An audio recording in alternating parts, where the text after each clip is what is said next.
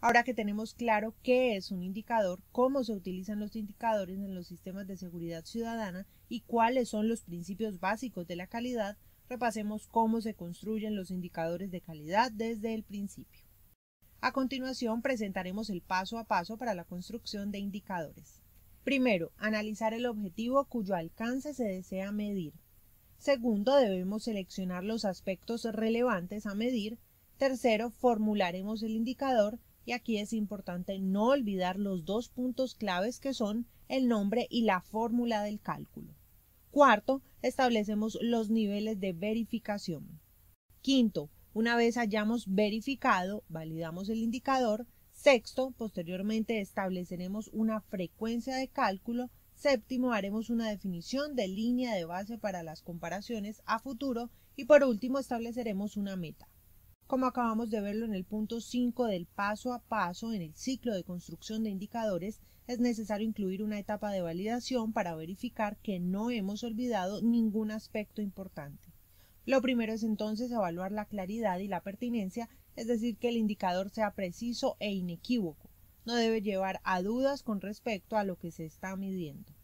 Debemos mirar también la relevancia del indicador, por lo cual es muy importante que el nombre revele su objetivo y de igual manera es importante que el indicador permita verificar el logro del objetivo.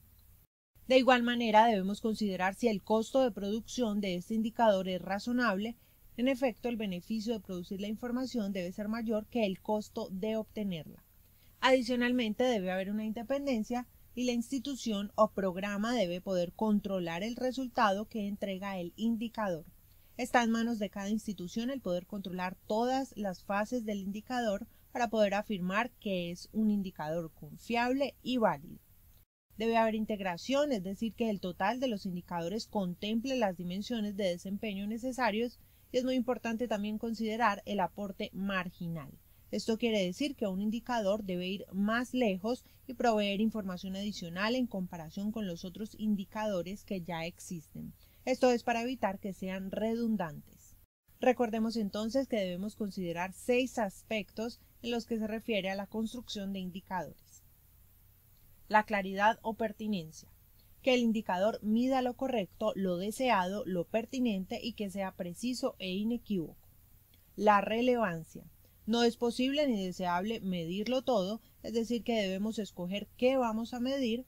El costo razonable. La información que produce o que aporta mi indicador debe ser relevante y debe ser más importante que el costo que se tiene para acceder a los datos. La integración. El indicador debe contemplar las dimensiones de desempeño necesarios. La independencia. La institución controla el resultado que entrega el indicador. El aporte marginal, que no sean redundantes con otros indicadores existentes. Aplicar estos criterios hará que nuestros indicadores sean homogéneos, es decir, que en un mismo lugar todos medimos la misma variable en el mismo periodo con la misma base poblacional. Confiable, es decir, que nuestros datos son suficientes y demostrables. En este ejemplo de tabla de validación retomamos todos los aspectos mencionados. Hacer este tipo de ejercicios de verificación utilizando una matriz puede resultar muy útil para validar la calidad de nuestros indicadores. Retomando el punto 6 de nuestro paso a paso de construcción de indicadores, lo siguiente es establecer la frecuencia de la medición, es decir, el periodo en el cual se calculará el indicador. Esta frecuencia dependerá de la disponibilidad de los datos o de la información y del nivel de los objetivos que estamos midiendo. Otro aspecto importante es la definición de la línea de base para el control a futuro de nuestro indicador que mencionamos en el punto 7 del paso a paso. Es la línea de base, que son los datos que se tomarán como inicio para evaluar cómo evoluciona el evento que estamos midiendo. Esto servirá para analizar el grado de cumplimiento de las metas a través de los indicadores. Para los indicadores nuevos podría suceder que no exista un valor de base, por lo cual se debe hacer un estimado y una vez se realice la primera medición se tomará como línea de base el último dato obtenido en esta medición. La línea de base es entonces la que nos permite decir dónde estamos y cómo hemos estado antes con respecto al presente. La línea de base nos ayuda a tener datos comparables, datos trazables, datos coherentes y datos consistentes. El último punto de nuestro paso a paso establece que en el ciclo de vida del indicador también debemos establecer las metas. Las metas constituyen la expresión concreta y cuantificable de los logros que se planean alcanzar en un periodo con relación a los objetivos previamente definidos. Ellos dan el sentido de la medición y esta medición puede ser ascendente o descendente. Debemos entonces considerar dentro de las metas qué es lo mejor y cómo se desempeña la calidad del dato en los sistemas de información para asimismo establecerlo a futuro. Dentro de la importancia de las metas para el seguimiento, monitoreo y evaluación, debemos tener presente que hay que hacer una medición y una evaluación de esos indicadores constantemente. Es necesario que esos indicadores realimenten el sistema para ver cómo vamos con respecto a lo planeado y de acuerdo a los resultados del seguimiento y la realimentación del sistema a través de los indicadores, debemos tomar acciones correctivas cuando no estamos cumpliendo lo programado o lo esperado. El indicador permite entonces evaluar lo programado en comparación con lo alcanzado. La evaluación del indicador es la comparación de los resultados obtenidos con las metas establecidas y la evaluación puede ocurrir durante el periodo de ejecución, lo que llamaríamos evaluación contingente, o al finalizar el periodo, lo que llamaríamos como evaluación ex post. Los resultados de las evaluaciones se deben comunicar a los directivos a fin de que estos se informen respecto al grado de avance de las metas planteadas y en caso de estos resultados sean diferentes a lo programado, se acuerden las medidas correctivas que se adoptarán.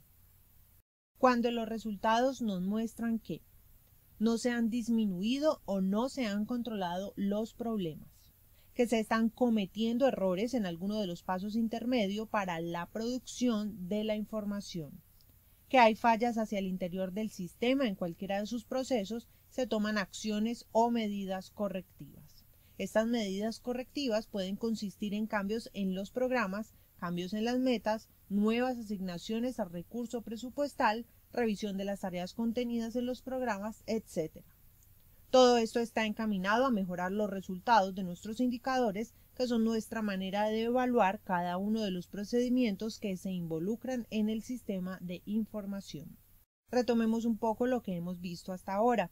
En un sistema de información tenemos unas entradas que son los registros o los datos de los hechos violentos.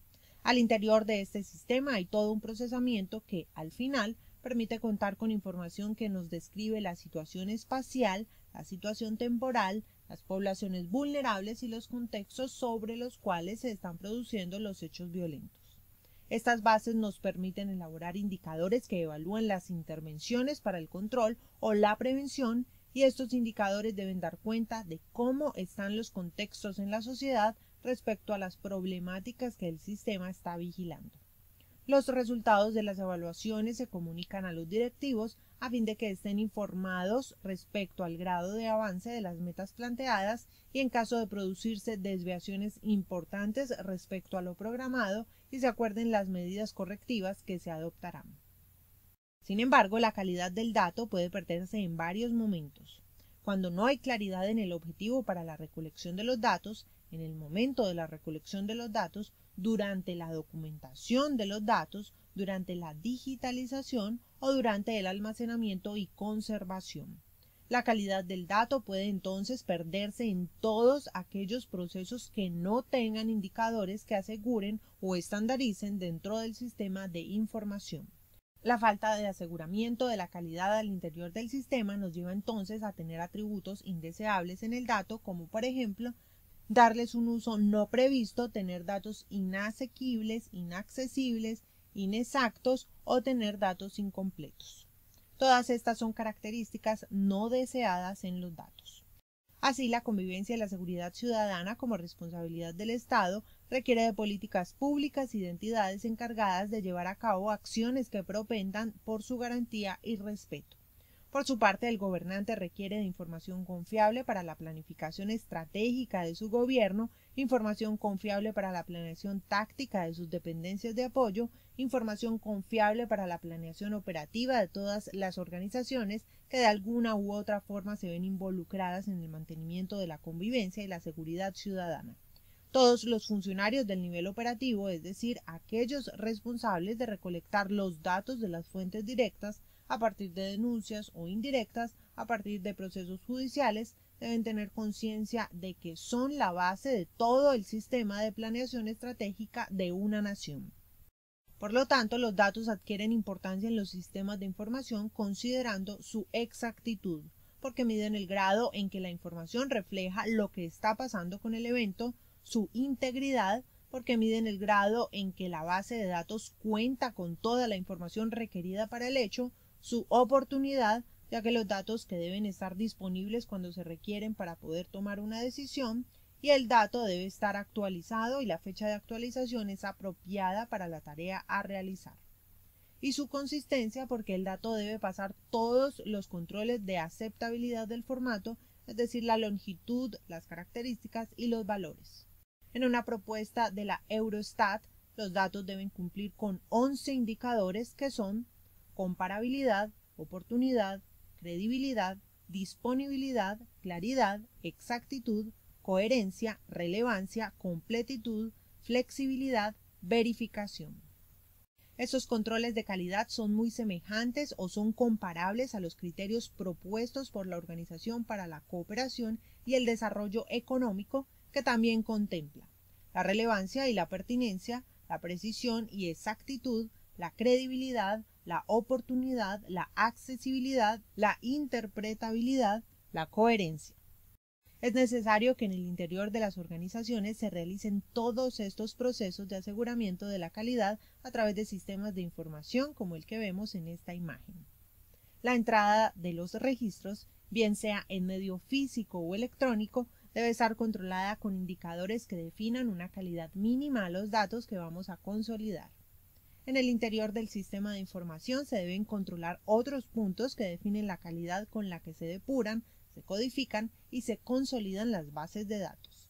Los registros que presentan algún tipo de inconsistencias pueden ser sometidos a aclaraciones en un tiempo determinado por el Centro de Estadísticas, en donde se debe hacer nuevamente un control de procedimientos y de aclaración de las inconsistencias. De esta forma, un proceso general de funcionamiento de un sistema de información como el que vemos acá debe tener un control para ir depurando los datos que han de integrarse a una base de datos nacional.